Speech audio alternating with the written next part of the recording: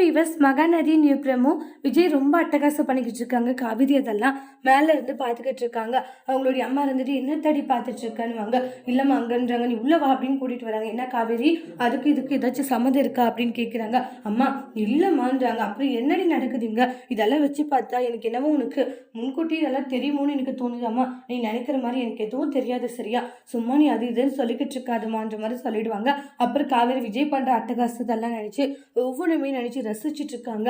அந்த அளவுக்கு சந்தோஷப்பட்டுக்கிட்டு இருக்காங்க.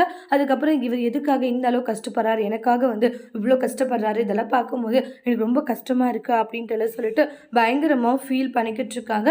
அதுக்கப்புறமா நெக்ஸ்ட் பார்த்தீங்கன்னா நம்மளோட விஜய் இருந்துட்டு ரொம்ப கஷ்டப்பட்டுக்கிட்டு இருக்காங்க காவேரிக்காக. அது குமரன் போய் பார்த்துட்டு எதுக்காக நீங்கள் இந்த அளவுக்கு கஷ்டப்படுறீங்க, தேவையில்லாது இங்கே பாருங்க குமரன், என்ன நான் காவேரியை உண்மையாகவே காதலிக்கிறேன், எப்படியாச்சும் காவேரியோடைய மனசை மாற்றி காவேரியை கூட கூட்டிகிட்டு போவோம், இது நடக்கிற காரியமான்றாங்க.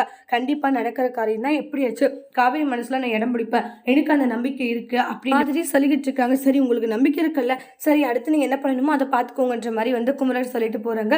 விஜயுமே நீங்க ஹெல்ப் பண்ணுவீங்களா, கண்டிப்பா உங்களுக்கு ஹெல்ப் பண்ற மாதிரி குமரன் சொல்றாங்க. அதோட இந்த ப்ரோமோவை முடிச்சிருக்காங்க. தேங்க்யூ.